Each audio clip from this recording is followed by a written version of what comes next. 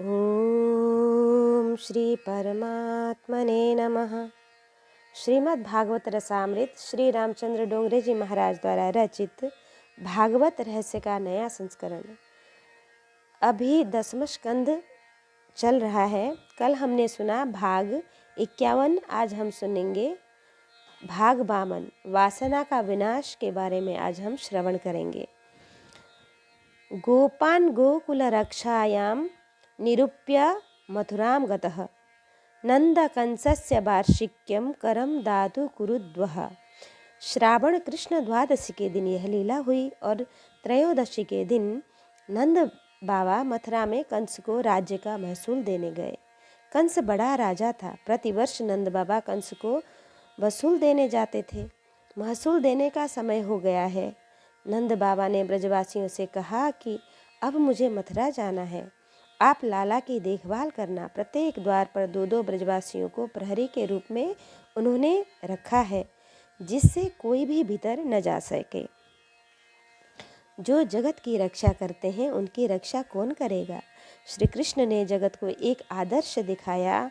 भगवान को घर में रखना बहुत कठिन नहीं है, पर ठाकुर जी को घर में प्रतिष्ठित करके उनकी देखभाल करना कठिन है।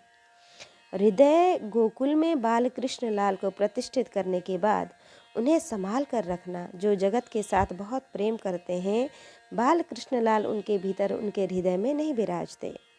परमात्मा को हृदय में प्रतिष्ठित करने के बाद संसार के किसी भी लौकिक सुख का संकल्प करना उचित नहीं है। ऐसा होने पर भगवान हृदय में विराजमान नहीं होंगे। कंस और श्री कृष्ण एक ही स्थान पर नहीं रह सकते हैं। अंधकार और प्रकाश एक साथ एक स्थान पर नहीं हो सकता। प्रभु को घर में प्रतिष्ठित करने के बाद बहुत सावधान रहना। आपके मन में संसार के किसी सुख का संकल्प न आ जाए। जब कोई लौकिक सुख भोगने का विचार करता है, तब पाप शुरू हो जाता है, तब शक्ति का विनाश होता है, तब भगवान अंतर्ध्यान हो जाते हैं। भगवत कृपा से सब जो सुख मिल जाए, तब प्रभु को साथ में रखकर सुख का उपभोग कीजिए। सुख को प्रभु का प्रसाद मानिए और सुख भोगने के लिए प्रभु के साथ रखिए, प्रभु को साथ में रखिए। श्री कृष्ण को साथ में रखकर जब जीव सुख भोगता है, तब मन बुद्धि बिगड़ती नहीं है। जीव जब ईश्वर से विमुख होकर सुख भोगने लगता है, तब मन बिगड़ता है। नंद बाबा कंस राजा के दरबार में गए। वार्षिक वसूल वे देते थे। वहाँ सुवर्ण की थाली में रखकर उन्होंने 5 हीरों की भेंट की। एक एक हीरा लाख-लाख रुपए का है। नंद बाबा के घर लक्ष्मी जी पधारी हैं। लक्ष्मी जी को बैकुंठ से ब्रज प्रिय लगता है। बैकुंठ में ऐश्वर्य है तो वहाँ पर्दा भी है। जहाँ प्रेम है वहाँ पर्दा नहीं है। ब्रज भूमि प्रेम भूमि है।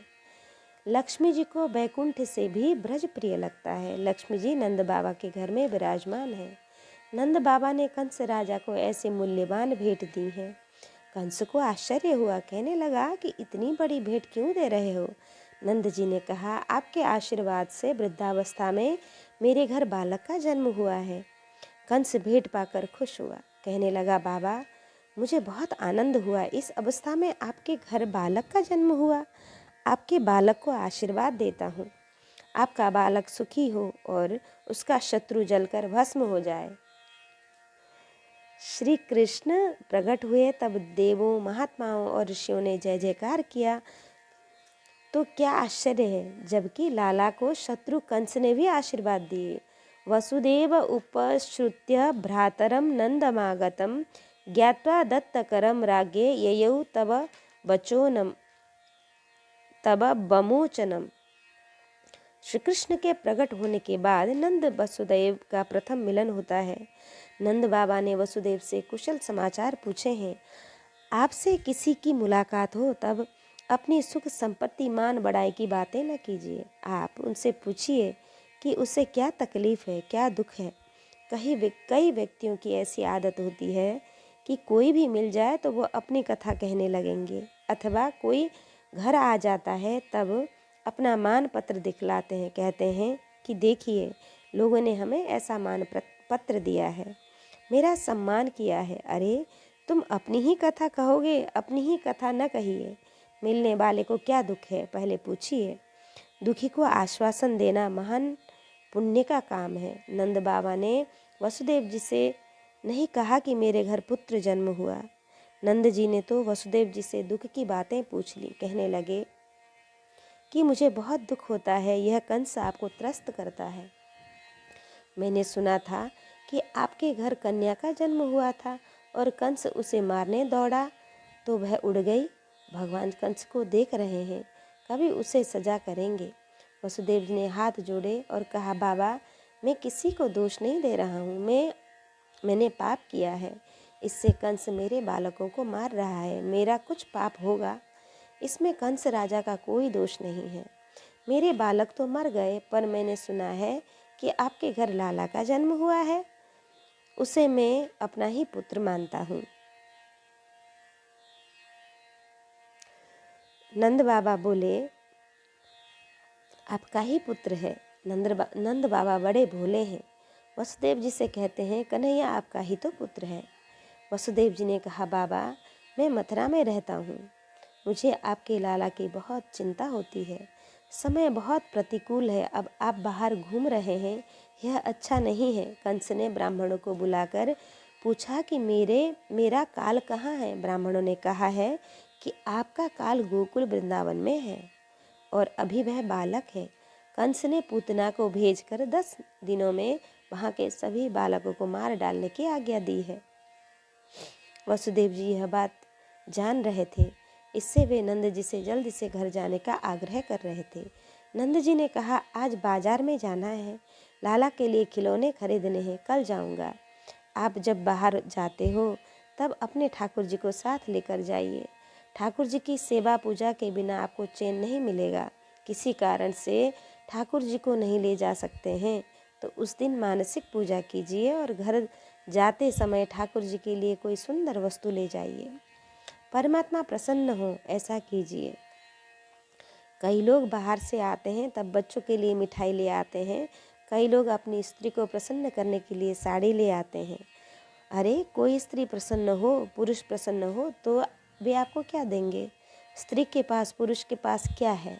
घर के लोग दुखी न हो इसका ध्यान रखना चाहिए, पर कोई स्त्री कोई पुरुष प्रसन्न हो ऐसी इच्छा न रखनी चाहिए। मानव ऐसा दुष्ट है कि वह प्रसन्न भी होता है और नाराज भी होता है। एक दिन प्रशंसा करेंगे, दूसरे दिन निंदा करेंगे। कभी कम मिलेगा तो आज तक दिया हुआ सब भूल जाएगा। किसी मानव को प्रसन्न करने की इच्छा न रखिए। सोचिए कि मुझे तो परमात्मा को प्रसन्न करना है, ऐसा ही भाव मन में रखिए। कन्हैया प्रसन्न हो ऐसा कार्य कीजिए। नंद जी बाजार में कन्हैया के लिए खिलौने खरीदने के वास्ते मथुरा में रुक गए। श्रावण कृष्ण पक्ष चतुर्दशी के दिन पूतना प्रातः काल में गोकुल में पहुंची है। पूतना चतुर्दशी के दिन क्यों आई? 13वें के दिन भी नहीं और अमावस्या के दिन भी नहीं। कैकेयी ने राम जी को 14 वर्ष का वनवास दिया था, 13 का नहीं। और 14 का क्यों? रावण काम प्रतीक है, वह 14 स्थानों पर है। 5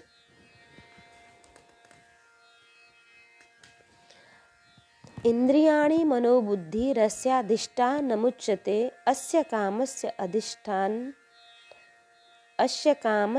अधिष्ठानम् इंद्रियाणि। 5 कर्मेंद्रियां, 5 ज्ञानेंद्रिय, मन, बुद्धि और चित्त अहंकार, इन 14 स्थानों पर काम वासना रहती है। इससे 14 वर्षों का वनवास है। श्री राम 14 वर्ष में तप करने के बाद रावण को मारते हैं। प्रभु ने जगत को बोध दिया है, 14 वर्ष वन में रहकर तप करने की बहुत ज़रूरत है। वासना त्रास देती है, रुलाती है। 14 वर्ष तप करने पर वासना मरती है। पूतना पवित्र और नहीं, यानी जो अपवित्र नहीं है वह पूतना है। पवित्र क्या है? गीता जी में प्रभु ने कहा है, ज्ञान पवित्र है, नहीं ज्ञानेन सदृशम पवित्रमिह विद्यते। आत्म स्वरूप का ज्ञान पवित्र है, उसका अज्ञान अपवित्र है। मैं शरीर हूँ, इस अज्ञान से ही वासना जागृत होती है। वासना का मूल अज्ञान है। आप स्त्री नहीं हैं, आप पुरुष भी नहीं हैं, आप शुद्ध चेतना आत्मा है, परमात्मा का अंश है। पर जब आत्म स्वरूप का अज्ञान होता है तब वासना जागृत होती है। कई आचार्य पूतना को अविद्या मानते हैं, कई कहते हैं नाना वह तो वासना है। इंद्रियां धर्म विरुद्ध विषयों में दौड़ने लगे तब यह समझ लीजिए कि पूतना इंद्रियों में बैठी है। आँख बिगाड़े तो समझिए कि पूतना आँख में है। जो चीज़ खाने के लिए शास्त्र मना कर रहा है उसे खाने के लिए जीभ ललचाने लगे तो समझ लीजिए कि जीभ में पूतना है। ऋषियों ने प्याज लहसुन खाने को मना कर दिया क्योंकि वे विकार वासना को बढ़ाती हैं। जीव के कल्याण के लिए ऋषियों ने शास्त्रों की रचना की है, परंतु जब साहब कचहरी से घर जाते हैं और पूछा जाता है कि क्या बनाएं, रात्रि में क्या भोजन खाएंगे, तब साहब कहेंगे बहुत दिन हो गए प्याज के पकोड़े नहीं खाए, वही बनाइए। यह साहब नहीं बोल रहे हैं, साहब की जीभ में बैठी पूतना बोल रही है। जिसकी जीभ बिगड़ती है उसका जीवन बिगड़ता है। जीवन सुधारने की इच्छा हो तो जीभ को शुद्ध रखिए। यह वासना पूतना राक्षसी है। यह ऐसी भयंकर है कि उसे जितना भी खिलाओगे वह अधिक मांगेगी, शांत नहीं होगी। खिलाने वालों को भी यह खा जाती है, उसे तृप्ति ही नहीं होती है। मानव को लगता है कि विषयों को भोगने से शांति मिलती है, पर यह शांति क्षणिक है, बाद में तो अशांति जागृत होती है। मानव समझता है कि मैं विषय सुख भोग रहा हूँ। विषय वासना बाहर से सुंदर दिखती है पर भीतर से वह विष है। भागवत में श्री सुखदेव जी महाराज ने ऐसा कहा, कंसेन प्रहिता घोरा पूतना बालघातिनी शिशुश्चार निघ्नन्ति पुरग्राम प्रजादिषु। संस्कृत भाषा में 3 वर्ष तक के बालक को शिशु कहते हैं। शेते इति शिशु, जिसको निद्रा अधिक आती है वह है शिशु। 3 वर्ष तक के बालक को निद्रा अधिक आती है। पूतना 3 वर्ष तक के बालक को मारती है। 4 वर्ष तक के बालक को पूतना का डर लगता है। भागवत की कथा का महापुरुष अनेक रीति से वर्णन करते हैं। पूतना 3 वर्ष तक अर्थात 3 अवस्था में जीव को त्रास देती है। जीव को वह रुलाती है। सुषुप्ति में वह बहुत त्रस्त करती है, पर वह मरती नहीं है। इन 3 अवस्थाओं को पार करके तुरीय अवस्था में जाने वाले के ब्रह्म संबंध ठीक से होने पर पूतना त्रस्त नहीं करती। इन 3 अवस्थाओं को पार करके तुरीय अवस्था में जाने वाले को ब्रह्म संबंध ठीक से होने पर पूतना त्रस्त नहीं करती। बड़े बड़े ज्ञानी पुरुष ज्ञान मुद्रा से जगत को बोध देते हैं। अंगूठा और उसके पास की उंगली जिसे तर्जनी कहते हैं, इन दोनों का संयोग ज्ञान मुद्रा है। अंगूठा ब्रह्म रूप है, तर्जनी जीव रूप है। तर्जनी का अर्थ होता है जो डराती है, वह तर्जनी। तर्जयति इति तर्जनी। तर्जनी को शास्त्र में अशुद्ध माना गया। इस उंगली से तिलक नहीं होता। माला करते समय इस उंगली का स्पर्श माला को अपवित्र करता है। बालक जब परेशान करता है तब माता इस उंगली को नाक पर रखकर रोकती है। अंगूठा या अन्य किसी उंगली के रखने पर रुआब नहीं पड़ता है। जब उंगली में अभिमान का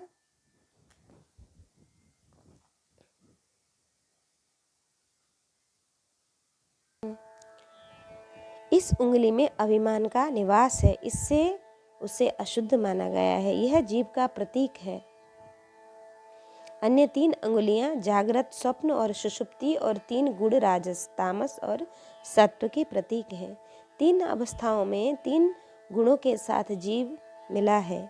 जो जीव 3 गुणों का संबंध छोड़कर ब्रह्म संबंध जोड़ता है, 3 अवस्था से परे होकर ब्रह्म संबंध जोड़ता है, परमात्मा का स्पर्श करता है, उसे पूतना त्रास नहीं देती है। गीता जी में कहा है, त्रैगुण्य विषयः वेदा निस्त्रैगुण्य भवार्जुन। निस्त्रैगुण्य बन जाइए, 3 गुणों से परे हो जाओ। जीव 3 गुणों में फंसा रहता है, ईश्वर से विमुख रहता है, तब पूतना त्रस्त करती है। पूतना राक्षसी है। श्रृंगार करके आई है। वासना प्रारंभ में मन भावनी लगती है। जिसकी आकृति बहुत सुंदर हो पर प्रकृति बहुत खराब हो वह राक्षसी है। जिसका तन सुंदर है पर मन मैला है, जिसके मुख में मिठास है पर मन में कड़वाहट है, जो स्वार्थ के कारण बाहर से प्रेम का आडंबर करता है पर मन पर वैर भाव रखता है, जो प्रत्यक्ष में प्रशंसा करता है पर पीछे से निंदा करता है, वह पूतना है। पूतना बहुत श्रृंगार करके आई है। कोई व्यक्ति बाहर से भले ही सुंदर दिख पड़े पर जब तक उसे चरित्र का विश्वास न हो जाए तब तक उसके हाथ का पानी नहीं पीना चाहिए। मानव बाहर से जितना स्वच्छ दिखाई देता है भीतर से वैसा है, यह शंका होती है। पूतना के वस्त्र और श्रृंगार से सभी को मोह हुआ। सौंदर्य का मोह होते ही विवेक बह जाता है, तब ज्ञान टिकता नहीं है। सभी ब्रजवासियों से नंद बाबा ने कहा था, लाला का ध्यान रखना। ब्रजवासी एक एक द्वार पर पहरा दे रहे हैं, किंतु यह अनजान सी स्त्री भीतर चली जा रही है। फिर भी सौंदर्य के मोहवश होकर उसे कोई रोकता नहीं है। सौंदर्य के मोह से विवेक बह जाता है, ज्ञान टिकता नहीं है। सभी ब्रजवासियों से नंद बाबा ने कहा था, लाला का ध्यान रखना। ब्रजवासी एक एक द्वार पर पहरा दे रहे हैं, एक अनजान स्त्री भीतर चली जा रही है। ऐसा मोह है कि कोई उसे रोकता तक नहीं, कोई पूछता भी नहीं है कि तुम कौन हो, भीतर क्यों जा रही हो। सभी होश गवा बैठे हैं। मोह से सोचते हैं कि यह बड़े घर की है, ऐसा दिखता है। हम इससे पूछेंगे कि आप कौन हैं और भीतर क्यों जा रही हैं तो उसे बुरा लगेगा। इस प्रकार सब उसे देखते ही रह गए और पूतना भीतर जाकर यशोदा जी से कहने लगी कि मैं मथुरा में रहने वाले एक ब्राह्मण की पत्नी हूँ। मैंने सुना है कि वृद्धावस्था में तुम्हारे घर पुत्र का जन्म हुआ है, इससे आशीर्वाद देने आई हूँ। तुम्हारे पुत्र को मैं खिलाऊंगी, मैं उसे स्तनपान कराऊंगी तो वह मोटा हो जाएगा। यशोदा माता बहुत भोली है। जिसका मन भोला सरल है उसे जगत में कहीं भी छल कपट नहीं दिखाई पड़ता है, और जो कपटी है उसे सब कपटी ही लगते हैं। उसे कहीं साधु संत नहीं दिखाई देते। यशोदा जी के मन में छल कपट नहीं है। यशोदा माता पूतना को भीतर ले जाती है। बाल कृष्णलाल पालन में विराजमान है। जैसे ही पूतना भीतर आई, लाला ने आंखें बंद कर ली। लाला ने सोचा कि यह तन का श्रृंगार करके आई है, इसका मन मैला है, मुझे इसका मुंह नहीं देखना। जिसका मन मलिन है उसका मुंह नहीं देखना चाहिए। भगवान आपको दृष्टि दें, ऐसी इच्छा हो तो भगवान के समक्ष जाते समय मन का श्रृंगार करके आइए। लोग जब मंदिर में जाते हैं तब प्रायः कपड़े बदल कर जाते हैं, पर मन को बदल कर नहीं जाते। प्रभु किसी के कपड़े नहीं देखते हैं, कपड़ों में माया होती है। आप भी किसी के कपड़े न देखिए। एक पुरुष ने वर्णन किया है कि लाला ने आंखें बंद की, इसका क्या कारण? इसका एक दूसरा भी कारण बताया। कृष्ण की आंखों में ज्ञान और वैराग्य है। भगवान जब किसी की ओर एक बार भी प्रेम से देखते हैं, उसको संसार तुच्छ प्रतीत होता है, उसकी बुद्धि में ज्ञान स्फुरण होता है। आप लाला को बार बार कहना कि मुझे एक बार देखो। श्री कृष्ण सोच रहे हैं कि आज पूतना मुझे बालक समझकर विष देने आई है, मैं उसे दृष्टि दूंगा तो यह समझ जाएगी कि यह बालक नहीं पर काल है। यह बालक काल का भी काल है, यह तो ईश्वर है। इससे मेरे ऐश्वर्य स्वरूप का ज्ञान होगा तो वह जो कार्य करने आई है वह नहीं करेगी और मेरे पैर पड़ेगी, मेरी पूजा करेगी, आरती करेगी। इससे लाला ने आंखें बंद कर ली। एक महात्मा कहते हैं, नाना ऐसा नहीं है। भगवान की दृष्टि पाने से क्या कहीं अचानक ज्ञान हो जाता है। दुर्योधन को प्रभु ने समझाया, फिर भी उसे कहाँ ज्ञान हुआ। लाला ने आंखें बंद कर ली, इसका कारण कुछ और है। प्रभु ने सोचा कि मैंने शास्त्र में नियम बनाया है कि स्त्री अबला है, उसे मारना नहीं चाहिए। इस नियम का भंग मेरे ही द्वारा हो जाएगा। कोई वीर पुरुष होता तो मैं आंखें खोलकर युद्ध करता, उसे मार डालता, पर यह तो स्त्री है, अबला है, उसे मैं क्या मारूं। पर इसे तो मारे बिना काम चलेगा भी नहीं। इस प्रकार लाला को क्षोभ हुआ और उसने आंखें बंद कर ली हैं। कभी कोई काम करने की आपकी इच्छा ना हो पर आपको अनिवार्य रूप से करना पड़े, तब आंखें बंद कर लेते हैं। एक महात्मा वर्णन करते हैं, नहीं नहीं, लाला ने आंखें बंद कर ली, इसका कारण यह नहीं है। कारण यह है कि लाला ने सोचा कि अब मैं पूतना के प्राण चूसने वाला हूँ। तब पूतना बहुत तड़पेगी, मैं उसे मुक्ति देने ही वाला हूँ, पर मुक्ति से पहले वह सिर पटकेगी, बहुत रोएगी, मुझसे यह देखा नहीं जाएगा। लाला को दया आ गई, इससे उसकी आंखें बंद हो गई। एक महात्मा कहते हैं, नाना ऐसा नहीं है, ईश्वर है और वह जाग रहा है। ऐसा जिसको ज्ञान है वह पाप नहीं कर सकता है। ईश्वर नहीं है और है तो सोए हुए हैं, ऐसा जो मानते हैं वही जीव पाप कर सकते हैं। पूतना पाप करने के लिए आई है। लाला ने सोचा कि मैं आंखें खुली रखूंगा तो वह पाप नहीं कर सकेगी। मैं सोया हुआ हूँ ऐसा समझेगी तो पाप करेगी। मैं निद्रा का थोड़ा सा नाटक करता हूँ। इससे लाला ने आंखें बंद कर ली हैं। एक महात्मा कहते हैं, नाना ऐसा भी नहीं है, पूतना वासना है। वासना आँखों से भीतर आती है, भीतर आने के बाद ज्ञान को धक्का देती है। इससे प्रभु ने बोध दिया है कि मन को पवित्र रखना हो तो आँखों को पवित्र रखना। आँखें बिगड़ती हैं तो मन बिगड़ता है। आँखों से ही पूतना वासना भीतर जाती है, उसे भीतर न आने देना।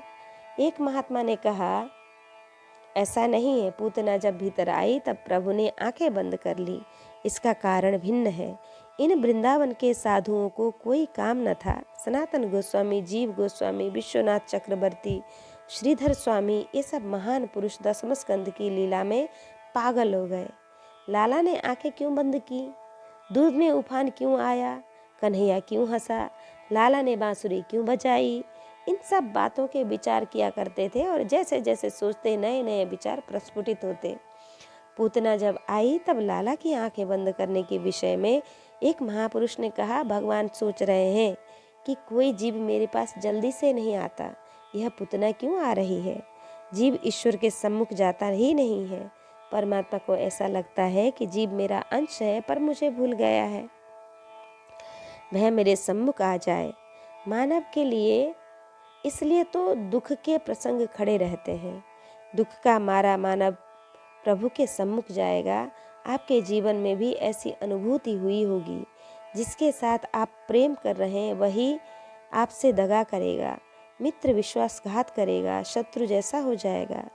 जिसके लिए तन तोड़ मेहनत की है, पैसा पानी की तरह बहाया है, जिसके प्रति आपको विश्वास है वही आपके प्रति बेईमान हो जाएगा, आपके लिए बुरा भला कहेगा, आपको तब अति दुख होगा। दुख में जीव थोड़ा समझदार होता है। जीव को अपनी ओर खींचने के लिए ही प्रभु ऐसे प्रसंग उत्पन्न करते हैं। दुख में जीव जगत के समक्ष भीख मांगने जाएगा पर परमात्मा के सम्मुख नहीं जाता है। भगवान के सम्मुख जाना सरल नहीं है, बहुत कठिन है। कोई तन से परमात्मा के सम्मुख जाना सरल नहीं है। कोई तन से परमात्मा के सम्मुख जाता है पर मन से नहीं जाता है। कदाचित कोई मन से प्रभु के सम्मुख जाता है तो कह नहीं पाता है कि मैं आपकी शरण आया हूँ, मैं आपका हूँ। भीतर का अभिमान उसे नम्र नहीं बनने देता। मानव में बहुत अभिमान है, इससे ही वह पाप करता है। यह जीव ईश्वर के पास नहीं जाता है। अनेक जन्मों का पुण्य एकत्र होता है तब जीव परमात्मा के सम्मुख जाता है। लाला ने सोचा, पूतना आज मेरे सम्मुख आती है। पूतना ने इस जन्म में तो कोई पुण्य नहीं किया है, उसने पूर्व जन्म में कोई पुण्य किया होगा, इससे मेरे सम्मुख आती है। उसने क्या पुण्य किया होगा? लाला ने आंखें बंद की हैं। लाला ने देखा यह तो बलि राजा की पुत्री है। बलि राजा के यज्ञ में भगवान बामन का रूप धारण करके भिक्षा मांगने गए थे। 7 वर्ष के बामन जी बहुत सुंदर दिख रहे थे। बलि राजा की कन्या को जब बामन जी के दर्शन हुए तब उसके मन में ऐसा प्रेम जागृत हुआ कि ऐसा बालक मेरी गोद में आ जाए तो कितना अच्छा हो, कितना सुंदर दिख रहा है। ऐसे बालक को मैं खिलाऊं, स्तनपान कराऊं। बामन जी को देखते ही बलि राजा की पुत्री के मन में वात्सल्य भाव जागा। पर जब बामन जी ने विराट स्वरूप धारण किया और बलि राजा का सर्वस्व अपहरण कर लिया तब कन्या को बहुत बुरा लगा। वह सोचने लगी, कि मेरे पिता को कपट करके छले जाता है, इसे मारना चाहिए। एक बार गोद में खिलाने का संकल्प और फिर मारने का संकल्प। भगवान के सम्मुख बैठने के बाद मन में बुरे विचार आने लगे तो वहाँ से उठ जाइए, वहाँ बैठना नहीं चाहिए। भगवान के सम्मुख बैठकर जो विचार करेंगे वे सत्य हो जाएंगे। मन में बुरे विचार आने लगे तो हरे कृष्ण का उच्चारण करके कीर्तन कीजिए। भगवान से कहिए कि मेरा मन बहुत बिगड़ा है, मेरे मन में बहुत बुरे विचार आते हैं, मैं अपने आप को संभाल नहीं पाता हूँ, मैं आपकी शरण आया हूँ। बलि राजा की कन्या ने वामन जी के स्वरूप को देखकर 2 संकल्प किए हैं, एक गोद में खिलाने का और दूसरा मारने का। दोनों संकल्प एकत्र हुए और बलि राजा की कन्या पूतना होकर आई। पूतना के पूर्व जन्म के पुण्य देखने के लिए लाला ने आंख बंद की है। एक महात्मा ने ऐसा लिखा है कि ऐसा नहीं है, खुली आंखों से क्या लाला नहीं देख सकता? अरे उसे तो खुली आंखों से भी सब दिख पड़ता है। ज्ञान शक्ति प्रकट करने के लिए जीव को आंखें बंद करनी पड़ती है। ईश्वर की ज्ञान शक्ति तो प्रकट ही है। लाला ने आंखें बंद की हैं, इसका कारण भिन्न है। पूतना के आगे आने के बाद प्रभु सोचने लगे कि मैं इसे किस तरह सद्गति दूं, इसे स्वर्ग में ले जाऊं, बैकुंठ में ले जाऊं या गोलोक धाम में ले जाऊं। यह सोचते हुए लाला ने आंखें बंद की। एक महान पुरुष कहते हैं ऐसा भी नहीं है, लाला ने आंखें बंद की, इसका कारण भिन्न है। लाला ने सोचा कि मैं तो मथुरा छोड़कर गोकुल में आया, मैं तो मलाई मिश्री आरोगने के लिए आया हूँ। अभी तक तो किसी ने यह नहीं किया और यह विष देने आई है। विष पीने की आदत तो शिव जी को है। जिसके सिर पर ज्ञान गंगा हो उसे सबका पाचन हो जाता है। इससे लाला ने आंखें बंद की हैं और भगवान शंकर का स्मरण किया। लाला शिव जी से कहने लगे, महाराज जल्दी आइए, यह पूतना के स्तन में जितना विष है पी जाइए। विष ही पीजिए, दूध न पीना, दूध तो मेरे लिए रखना। किसी देव को बुलाना हो तो आंखें बंद करके उनका स्मरण करना ही पड़ता है। सनातन गोस्वामी जी कहते हैं ऐसा भी नहीं है, कारण दूसरा ही है। सनातन गोस्वामी जी की समाधि वृंदावन में समाधि है। घर के बहुत सुखी थे। एक बार एक ब्राह्मण के मुख से दशम स्कंद की कथा सुनी, भीतर से भक्ति का रंग चढ़ा। अपने हाथों सब कुछ लुटा दिया, अपने हाथों सब कुछ लुटा दिया। महाराज माटी का बर्तन और टाट की लंगोटी रखते थे पास में और कुछ न था। वृंदावन में बैठे बैठे सारा दिन राधे कृष्ण का नाम 1,00,000 नाम जप करते थे। मदन मोहन जी की सेवा थी। 1,00,000 जब पूर्ण करके मधुकरी मांगने जाते। माधुकरी में जो कुछ मिलता उसे यमुना जी के पानी में डुबोकर ठाकुर जी को समर्पित करते। ठाकुर जी आरोगते। सनातन गोस्वामी जी महाराज ने भागवत पर टीका लिखी है। लाला ने आंखें बंद की, उसका कारण स्पष्ट करते हुए श्री गोस्वामी जी कहते हैं कि वेदों में वर्णन है कि श्री कृष्ण की दाईं आंख में सूर्य है, बाईं में चंद्र है। सूर्य चंद्र वैष्णव है, उन्हें कन्हैया बहुत प्रिय है। पूतना जब विष देने आई तब सूर्य चंद्र को यह बात पसंद न आई। वे सोचने लगे कि हमारा कन्हैया कोमल है, यह कैसी दुष्ट है कि हमारे कन्हैया के लिए माखन मिश्री तो न लाई पर विष लाई है। आपके किसी प्रिय को कोई विष देने आए तो क्या आप देख सकेंगे? सूर्य चंद्र से यह सहन न हुआ। सूर्य चंद्र उसे देख न सके, इससे आंखें बंद हो गई। एक महान पुरुष कहते हैं कि ऐसा भी नहीं है। पूतना के आने के बाद श्री कृष्ण आंखें बंद करते हैं। इसका कारण यह है कि पूतना वासना है। वासना का विनाश उपासना से ही होता है। अर्थात उपासना क्या? संसार के विषयों से आंखें हटाकर आंखें भगवान में स्थिर करना, मन से भगवान के चरणों में जाना ही उपासना है। उपासना में आंखें बंद करनी पड़ती है। महापुरुष अनेक कारण दिखाते हैं। यशोदा मैया बाल कृष्ण लाल को उठाकर पूतना की गोद में रखती है। पूतना प्रेम का नाटक करती है, वात्सल्य दिखाती है, वह लाला को खिलाती है। उससे यशोदा माता से कहा, मैं तो सारा दिन आपके घर रहने वाली हूँ, आपको घर का काम करना हो तो कीजिए। यशोदा माता ने पूतना में विश्वास रखा। यशोदा माता जैसे भीतर जाती हैं, पूतना स्तन लाला के मुख में देती है। वह कन्हैया को स्तनपान कराती है। लाला ने सोचा कि यह मुझे प्रेम से देती है, प्रेम से जो कुछ मिलता है मैं स्वीकार कर लेता हूँ। कन्हैया धीरे धीरे स्तनपान करते हुए पूतना के प्राण चूसने लगा। इस तरह प्राण का आकर्षण हुआ। तब पूतना व्याकुल हुई। उसने लाला से कहा, बहुत हुआ बेटा, अब मुझे अब छोड़ दे। लाला ने मन में कहा कि तुम्हें छूटना ही था तो मेरे पास क्यों आई?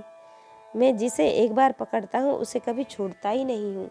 पूतना छोड़, मुझे छोड़ दे, 2 बार कहती है। अस्मल लोकात पराच लोकान मुंच मुंच, वह कहती है कि पाप और पुण्य दोनों से मुझे मुक्त कर दो, राग द्वेष से मुक्त कर दो, ममता अहमता से छुड़ाकर मुझे अपने धाम ले जाओ। ये राक्षस जब स्वरूप बदलते हैं तब उन्हें भीतर से अनुसंधान रखना पड़ता है कि मैं राक्षस हूँ, लोगों को ठगने के लिए यह स्वरूप मैंने लिया है। पूतना के प्राण जब चूसने लगे तब वह बहुत व्याकुल हुई और उसे अपने स्वरूप का अनुसंधान न रहा। असली राक्षसी स्वरूप तब प्रकट हुआ। एकदम से धमाका हुआ। पूतना लाला को लेकर आसमान में उड़ती चली गई। यशोदा माता दौड़कर आ पहुंची। मेरे लाला को पकड़कर यह कहाँ ले जा रही है? ब्रजवासी घबरा गए हैं। ऊपर आसमान में पूतना दौड़ती है, नीचे धरती पर यशोदा मैया और ब्रजवासी दौड़ते हैं। बाल कृष्णलाल पूतना के वक्षस्थल में है। यशोदा माता थोड़ा सा दौड़ी है पर राक्षसी लाला को लिए जा रही है। ऐसा देखते ही व्याकुल होकर रास्ते में ही मूर्छित होकर गिर पड़ी। गोपियां दौड़ते हैं। धरती पर वे दौड़ रहे हैं पर दृष्टि ऊपर है, श्री कृष्ण की ओर। कदाचित मन में शंका हो कि ऊपर दृष्टि रखकर दौड़ने पर कोई नीचे गर्त में न गिर पड़े, किसी को टकरा न जाए। शंका उचित है। सभी की दृष्टि पूतना के वक्षस्थल पर विराजमान श्री कृष्ण को ही देखती है। कोई पूतना को नहीं देखता है। पूतना को देखते तो पतन होता। पूतना वासना है। जिसकी दृष्टि वासना में है उसका पतन ही होता है। जिसकी दृष्टि कृष्ण में स्थिर है उसका पतन कभी नहीं होता। श्री कृष्ण एक लीला में अनेक कार्य करते हैं। पूतना को कंस राजा के बगीचे में वृक्ष पर उन्होंने गिरा दिया। इस तरह गिराया कि उस वृक्ष पर दूसरा वृक्ष गिर पड़े और दूसरे पर तीसरा वृक्ष गिर पड़े। लाला ने सोचा कि पूतना के अग्नि संस्कार में लकड़ी की आवश्यकता होगी तो पहले से ही व्यवस्था करके रखूं। कंस का बगीचा लाला ने वीरान कर दिया। पूतना के प्राण निकलते हैं। बाल कृष्णलाल वक्षस्थल पर विराजमान एक गोपी दौड़कर आ पहुंची है। पूतना के वक्षस्थल पर विराजमान लाला को वह उठा लेती है।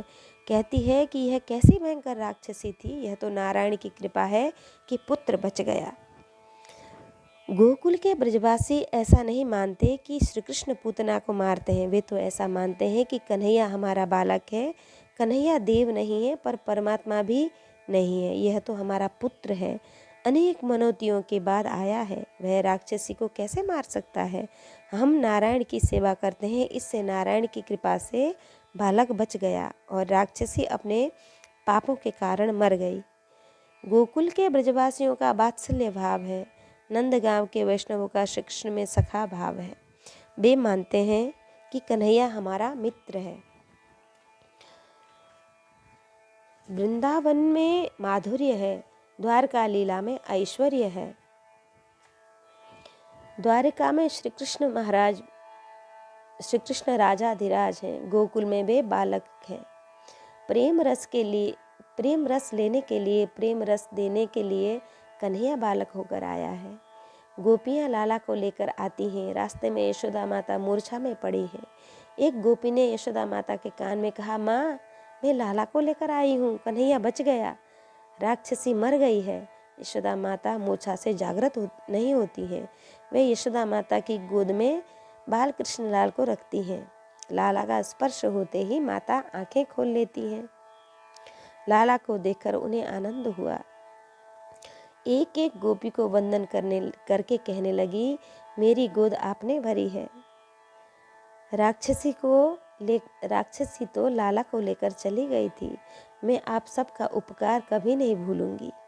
गोपियों ने यशोदा माता को उलाहना दिया, माँ राक्षसी की गोद में अपने बालक को क्यों दिया? माँ, बाहर से जो सुंदर दिखता है, भीतर से कभी कभी वह राक्षस सा ही होता है। जिसके चरित्र की पहचान नहीं है, उसके कपड़ों को देखकर विश्वास न करना। माता ने कहा, मेरी बुद्धि नष्ट हो गई थी। बालक पहला ही है, इससे बालक के लालन पालन का तरीका मैं नहीं जानती हूँ। गोपी ने कहा, माँ, अब कोई आए तो कन्हैया को उसकी गोद में न देना। आज तो नारायण की कृपा हुई। माँ, राक्षसी के स्पर्श से लाला को नजर लगी होगी। लाला की नजर उतारिए। यशोदा माता बहुत भोली हैं। माता को अभी तक नजर उतारने का मंत्र भी नहीं आता है। एक गोपी ने बाल कृष्ण लाल को उठाकर गौशाला में ले गई। गौशाला में ले गई। नंद बाबा के घर में अनेक गाय हैं। उनमें से एक का नाम गंगी है। गंगी गाय का दूध लाला को बहुत भाता है। गंगी गाय को कन्हैया बहुत प्यारा है। गंगी गाय का ऐसा नियम था कि बाल कृष्ण लाल के दर्शन के बिना वह पानी नहीं पीती थी, खाना तक नहीं खाती थी। ग्वाल जब दूध दूहने जाते तब एक बूंद भी दूध न निकलता। गंगी गाय हम कहकर पुकारती, मानो कह रही हो कि लाला को जगाइए, मुझे दर्शन करने हैं। यशोदा माता लाला को जगाकर गौशाला में ले आती। कन्हैया सुबह सर्वप्रथम गायों के दर्शन करते। यशोदा माता की ऐसी भावना थी कि गायों के आशीर्वाद से ही पुत्र हुआ है, अन्यथा 55 वर्ष की उम्र में मुझे पुत्र हो ऐसी मुझे आशा न थी। इससे कन्हैया के जागृत होने के साथ ही माता उसे गौशाला में ले जाती है। बाल कृष्ण लाल के दर्शन होते ही गंगी गाय को बहुत आनंद होता है। दूध की धारा उसके थनों से बहने लगती है। गाय का ऐसा नियम था कि कन्हैया के दर्शन के बिना पानी भी न पीती थी। कई व्यक्ति मंगला के दर्शन का नियम लेते हैं, पर घर में चाय पानी जलपान करके झूमते हुए दर्शन के लिए जाते हैं। जो लोग दर्शन नहीं करते उनकी तुलना में तो अच्छा ही है, पर पेट की पूजा प्रथम है, परमात्मा के दर्शन प्रथम है। पेट की पूजा प्रथम है कि परमात्मा के दर्शन प्रथम है। पेट में कुछ डालने के बाद रजोगुण आता है। पेट अगर हल्का हो तो सात्विक भाव तुरंत जागृत होता है। पेट एकदम शुद्ध होता है तब मन भक्ति रस में आर्द्र हो जाता है।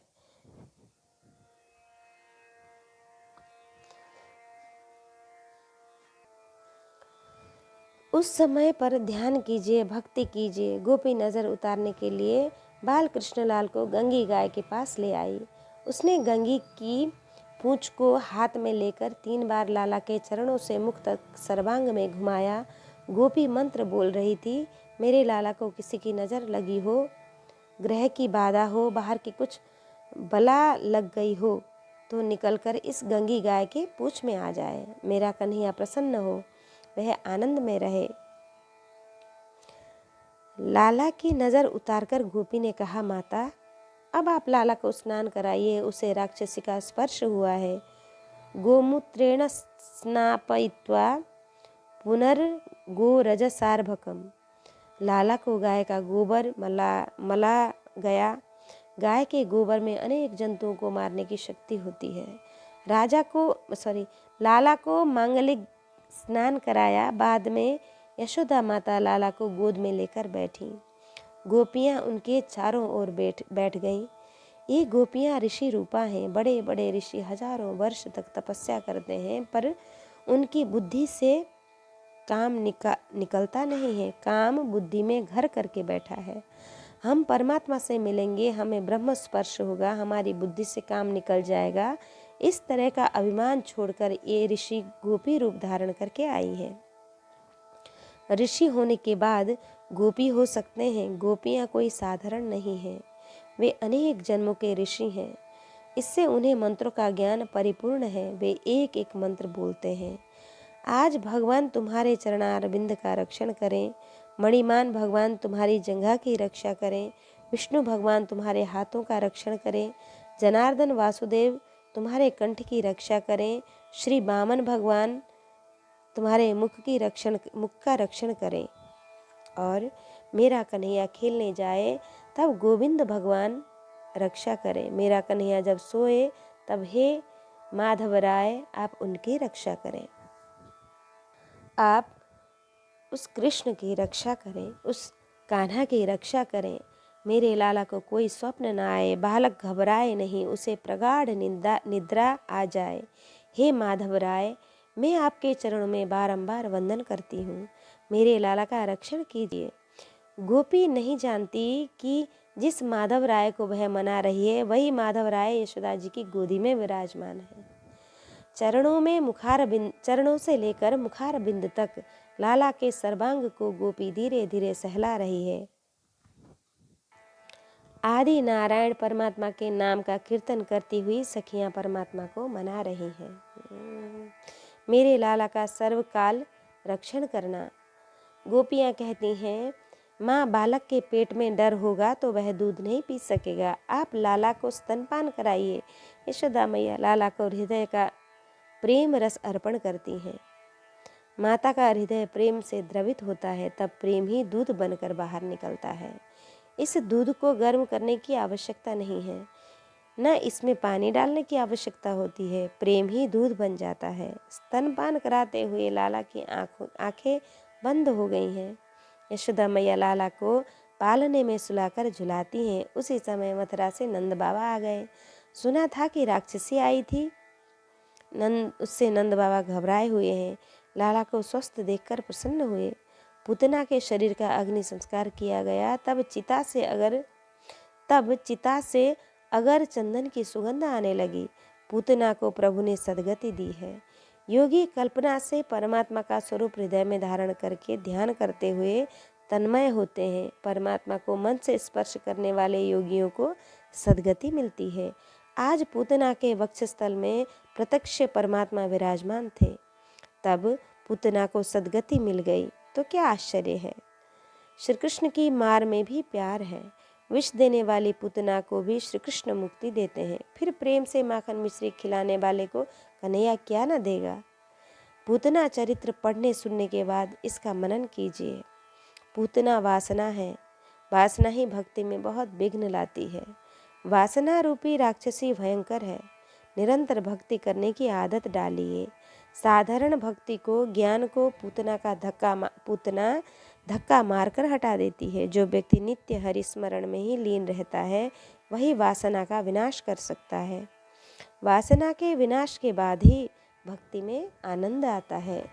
तो आज हमने श्रवण किया वासना का विनाश। पूतना राक्षसी वासना लेकर आई थी, उसका विनाश भगवान ने किया और उसको सद्गति प्रदान की।